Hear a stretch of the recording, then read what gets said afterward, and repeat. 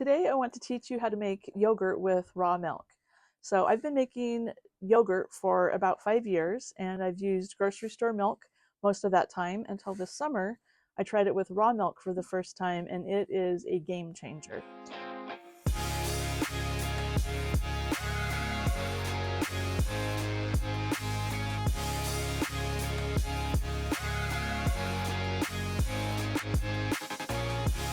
With the grocery store milk, it's delicious and people ask me for my recipe all the time, but the raw milk gets a little cream top and it is so good and it's so much better. And it's even better for you. And I know some people don't like to do dairy, and I know it gets a lot of bad press these days. But Clint, as a physical therapist, is a proponent of people eating dairy because he sees a lot of osteoporosis, especially in his older patients and especially in women. And yes, there's other foods that contain calcium, but it's not absorbed by your body as easily as it is in dairy. So do your own research, make your own decision, and if you choose to do dairy, this is a great recipe to make your own homemade yogurt. So I like to get my raw milk at Utah Meat and Dairy. It's close to me, um, and it's a small local farm. So I'm buying local. I see the cows as I drive up to purchase my milk, and that's kind of fun to see them and know where they're raised and see the people who take care of them. And I'm just going to touch on this a little bit. Um, some people might not do dairy because it bothers their stomach.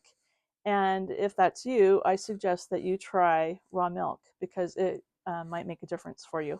So I don't want to get real in depth with this, but there's some protein in raw milk or in milk, and the cow gets half from the mother, half from the father. And most cows from large dairy productions are from cows that are A1, A1, A2. And that's where people get problems. Most cows from smaller dairies are a little bit smaller cow. They don't produce quite as much milk, but they're generally A2, A2. So if you're able to find raw milk from a local farmer dairy, then it's probably going to be A2, A2. You can ask and find out, and you can try it and see if that makes a difference. It's the A1 that's difficult for people to process and can cause stomach aches and things. All right, so this process making yogurt with raw milk isn't really different from making it with grocery store milk. You're going to start with a big pot of some sort. I like to use my stainless steel pot that I got at a thrift store. And going to warm up my milk. Oh, first I want to show you the cream layer on the milk. That's one of the benefits of buying raw milk, is there's just the cream in it. It makes it so delicious. Now I've been letting this milk sit out overnight because I need to get the milk warmed up, and you want to do it slowly. You don't have to leave it out overnight. It was just easy and my refrigerator was full, and I'm going to warm it up anyway. So you can watch this. Can you see how yellow that is? So if we took that off and churned it, it would be butter. But we're going to just pour it all in the pot. And when I make this, I generally do a gallon at a time. You can cut this recipe in half. I've never doubled it because I don't really have a pot big enough to do 2 gallons of milk. So just pour your milk in your pot, put it on your stove, and put your stove on a little bit higher than low. The trick to getting a good texture with your yogurt is bringing it up to temperature slowly. And you're going to need a good thermometer. I've tried about 10, and I've got this one, which I like okay, except for the numbers are starting to come off at the bottom. So just look around. I've tried the digital ones that you push a button and it tells you the temperature, but it tells you the temperature of the surface. It doesn't tell you what the temperature is all the way through. Okay, my big tip is set an alarm. I don't care if you use an alarm on your stove, a little old-fashioned one on the counter, your phone, whatever, just set an alarm. Trust me, set an alarm. You're going to be resetting it a million times. So right now, I'm going to set an alarm for about 3 minutes. And now, while your milk is warming up, you're going to want to get your jars that you're going to put your yogurt into, get them out so that they are coming up to room temperature. I keep this little basket in my refrigerator because we do a lot of yogurt. And this is just a whole bunch of jars that I've gathered over the years. I love these. They're old-fashioned jelly jars, and I've actually got 5 of them, which I found at different thrift stores at different times. This is just a jar that had pesto in it, and this actually came with a candle in it. Once the candle was used up, I washed it out and then froze it so I could chip all the wax out of it and put it through the dishwasher. Old canning jars. Look how cute this one is, an old vintage mayonnaise jar.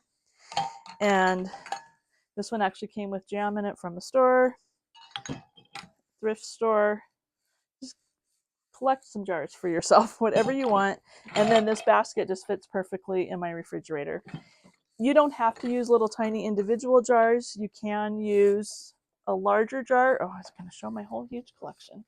So you can just use any kind of jar. I like the individual jars because there's this yummy cream layer on top, and I want that to be in each serving. So get your jars out and let them be warming up on the counter. Okay, so when your timer goes off, it's just reminding you to look at your milk and see where the temperature is. Mine's not even up to 100 yet. Turn it up a little bit more, and I'm going to set my timer again, because if you don't set your timer, what happens is you get a text, you get a phone call, someone knocks at the door, your dogs start barking at something, a child needs something, someone starts talking to you, something happens and you forget, and then you scorch your yogurt and your milk, and your yogurt doesn't taste good. So this is from experience. Set a timer. Set a timer. Always, always set a timer. And while your milk is warm, so I was going to say, I make yogurt either first thing in the morning or in the evening, because it's got to sit for 8 to 12 hours. So you don't want to make it at 3 in the afternoon, or do what I did the very first time I made it and set an alarm to get up at 4 in the morning to to put your yogurt in the refrigerator. So trust me on that one. I usually do it in the morning, while making breakfast, cleaning up the kitchen, or in the evening, same thing, like while I'm cleaning the kitchen and stuff. It's just an easy time to do it. So while the milk is warming up, you can start getting your other things out.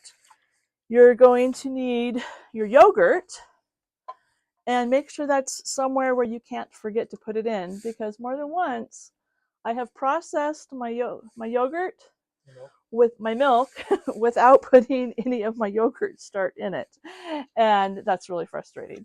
So now I try to make sure that I've got my yogurt somewhere that I'm not going to forget it.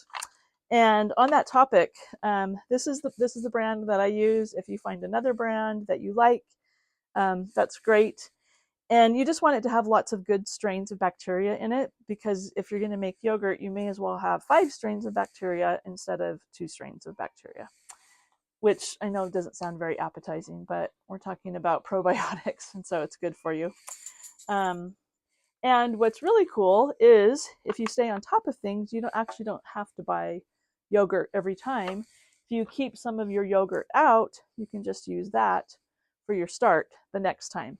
And then you actually never have to buy more yogurt. You can just keep using it again and again, and that's pretty cool. Okay, so my timer's going off again. I'm going to turn it off, and I'm going to reset it before I forget. So I'm going to check, and I'm going to stir this, and it's not even up to 100 degrees yet.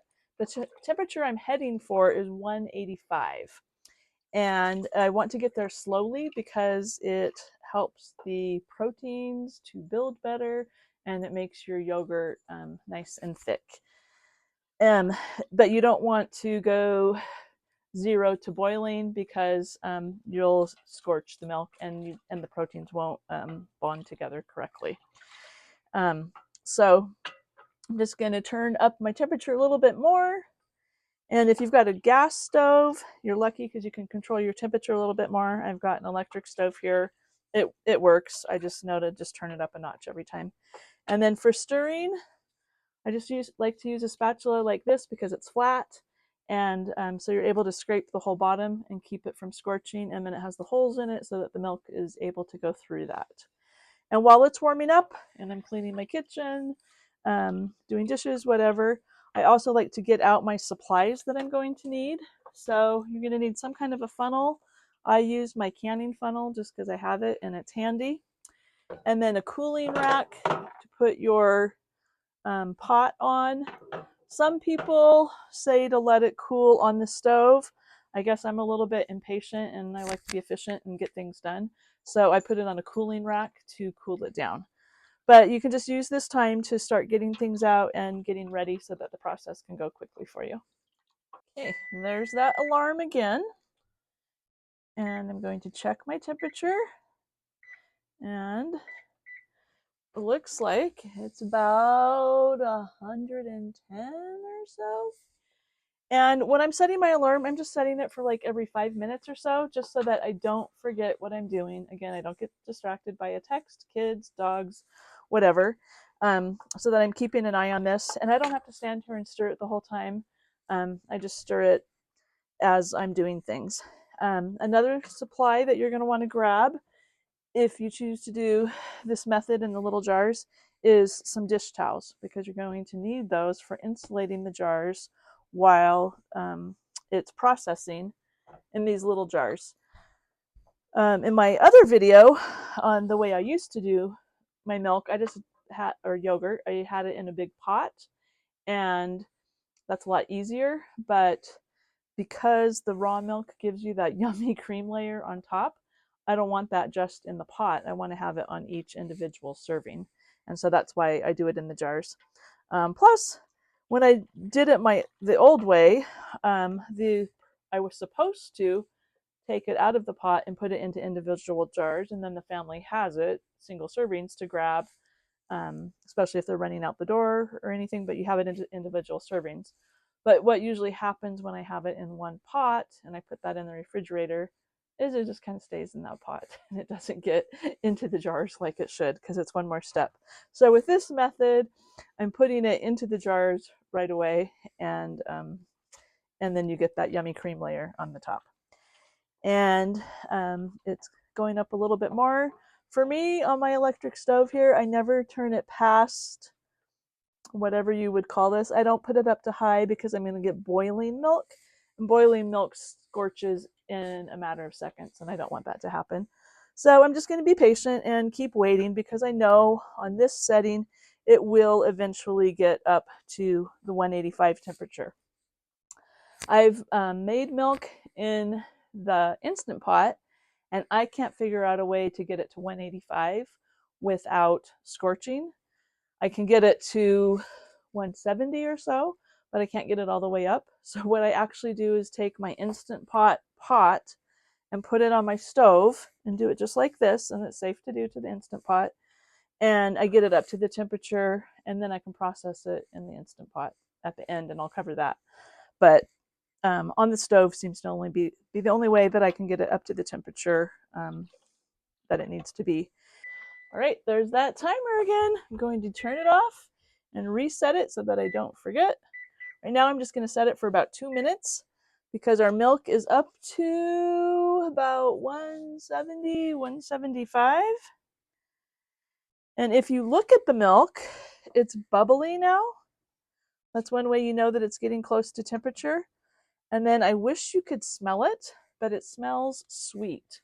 And that's one way I know it's getting close to temperature. And one day I might get brave and do this without a thermometer and see if I can guess. But you know, they talk about drinking a glass of warm milk at night to help you go to sleep. That sounds disgusting to me. unless I put a spoonful of chocolate in it and then it's cocoa. But that must be what they talk about, because you can just start smelling this sweetness coming off the milk. And it doesn't matter if it's the raw milk or the store-bought milk, you'll smell that. So right now I want to be really careful, give it a little bit more attention than before, because it is getting up to that temperature, and it'll go pretty quickly. In fact, right now we're at 180, so this needs to go up just a tiny bit more. When it gets to the 185, I'm going to hold it there for at least a minute, because that helps the proteins to bind better and make a good quality product. I found if I get to 185, I turn it off and I start cooling it right away, I don't get as nice of a texture as I do if I hold it for just a minute or so there. I don't want to, especially with the raw milk, I don't want to go super high on that. Try to keep some of the good enzymes and the good qualities of having raw milk. So while I'm doing this, I pulled out my Instant Pot, which a lot of people have. Mine's a different brand. And then also I have this thermal cooker, and it's called Saratoga Jack's. So I know the family who makes the Saratoga Jack, and it's a thermal cooker. And you can do a lot of different thermal cookers. This one's nice and easy because it's already done for you. Basically, you can take the top off, and for this one it has a small pot and a big pot. And you can cook a meal in here and in here. And it's like a crock pot, but there's no plug. So you get your food good and warm, and you put it in here, and then you go to the beach, you go camping, you go to the mountains, you go to soccer games or hockey or whatever, and your food is cooking at a safe temperature, and then you can eat it. And it's super convenient. Or in the summer, you don't want to heat up your kitchen, whatever. It's a great product, and I highly recommend it. It's very good quality. So for what we're doing, we're not going to use this part. We're just going to use the insulating qualities of this pot. And I'll show more when we get to that point. Right now I'm going to check my temperature again, because I don't want to go too high. And this looks like I'm between 185 and 190. So I'm just going to watch my timer and keep it here for a minute. You want to look at it again closely. You can see all those bubbles, and you can see the steam coming up off of it.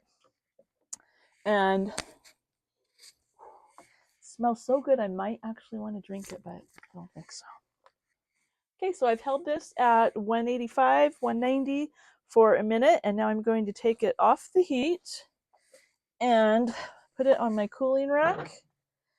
Now it's going to take 20 to 30 minutes to cool off. Depends on how warm it is in your house. If you're in a hurry, you can speed it along. Sometimes it affects the texture of your milk, of your yogurt. So I'm just going to let it cool off naturally. And as it cools off, it's going to develop a skin on top. And so that's one reason I'm just going to stir it every so often as I'm, doing other things in the kitchen, and just stir that skin back into it. But that if you just left it sitting, that skin would get pretty thick, and it wouldn't be that yummy in your yogurt. It's been about a half an hour, and our milk is just about to the temperature. So I need to get it to 125, and then I need to add my yogurt start. I forgot to mention, you can buy yogurt starts. They're quite expensive, and that's what I did the first time I made yogurt. And then I learned that you can just use yogurt to start your yogurt, and it's so much more affordable. So you can put in anywhere between half to a full container. The nice thing about this is it's not exact.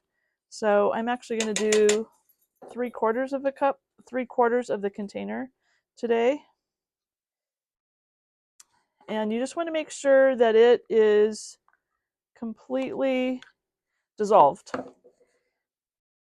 Every once in a while, I'll have a batch that doesn't set up. And I make this every week. So by every once in a while is maybe twice a year. And I wonder if it's because I didn't get my yogurt dissolved completely. So just stir all around And you can kind of check and see if you see any lumps or anything, and make sure that it's stirred up thoroughly. And then something that's a little different that I do is I add maple syrup at this point, because I want the yogurt to be sweetened already, and I don't want to stir it and mess up that yummy cream top. So I just use pure maple syrup.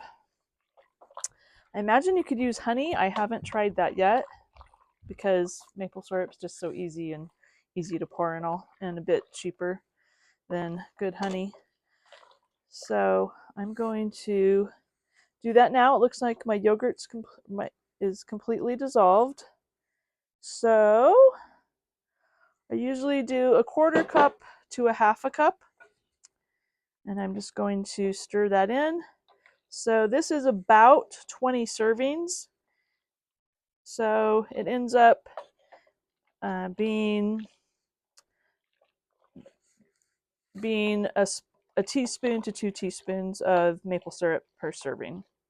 So I'm actually going to be giving some of this away. So I'm going to do an 1/8 of a cup also, because I want to make sure that this is nice and sweet. Not too sweet. Okay, that's it. It's all mixed up.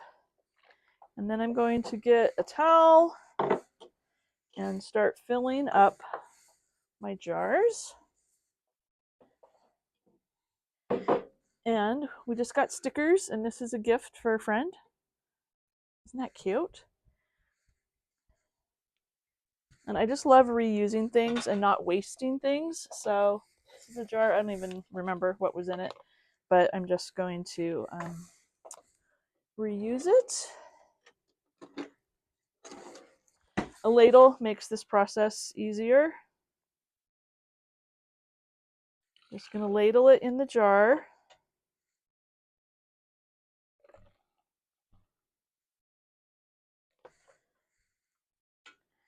And you can fill it up however much you want. It's not like canning or anything where you have to worry about headspace or anything. Just fill the jar as you want. Put the lid on it, and then set it into whatever you're going to incubate this in. So I've got my Saratoga Jack that I told you about, and I've also got an Instant Pot type of thing. So this one is going to go into the Instant Pot.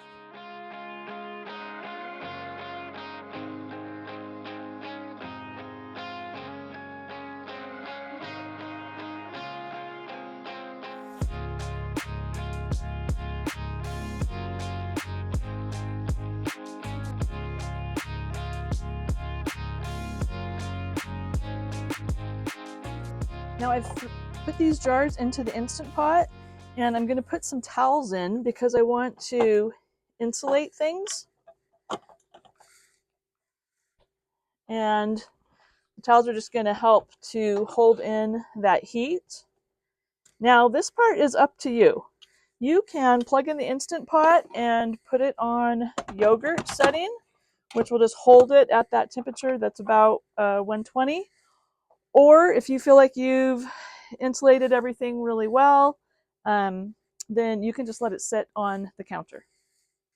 Okay, so now I'm going to go ahead and put a towel down in here in my Saratoga Jack. And if you don't have something like this, you can make your own. You could use like a Dutch oven type of thing.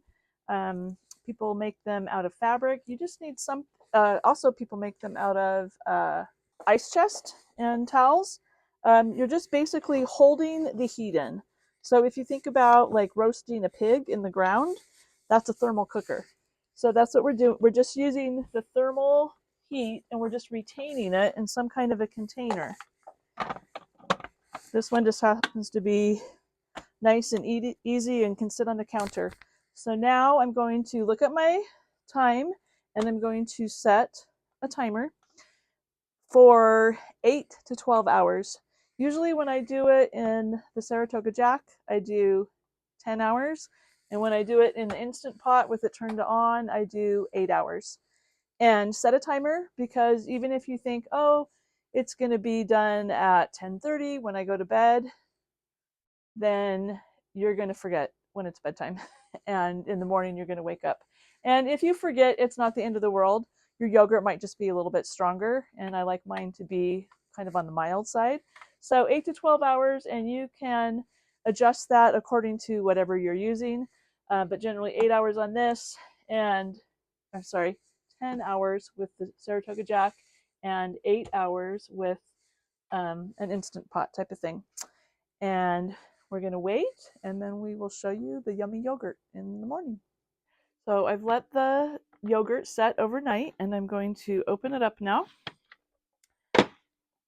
This is always the fun part. And voila, we have yogurt. And you can see there's a cream layer on top.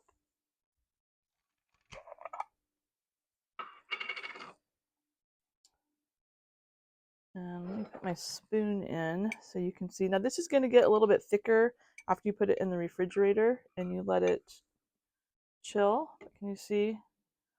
And the cream layer is what you get with the raw milk that you just don't get with the store-bought milk. Looks like everything is all set up. And so we're basically done. I was going to say I contacted Amy, who makes the Saratoga Jack, and she said to get your orders in early because they're only able to make 400 this year. Getting the steel and everything is quite a process, and they make these here locally. And it is a great product. I love it. So now you're just going to unload all your jars and put them in the refrigerator.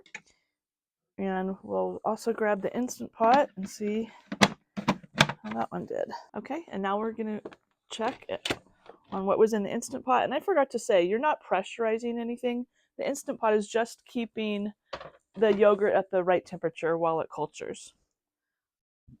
Pull my towels out. Pull everything out. And again, we're all set up. You can see that yummy cream layer. And everything will be just barely, just lukewarm when you pull it out. And now you're just going to take it all and put it in the refrigerator. And now you have yogurt. It's already sweetened because we put the maple syrup in it, so you don't have to worry about that.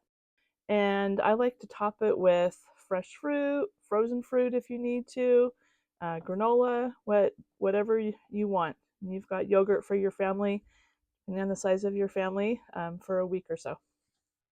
That's it. And now you're one step closer to being self-reliant and not needing to go to the grocery store as often.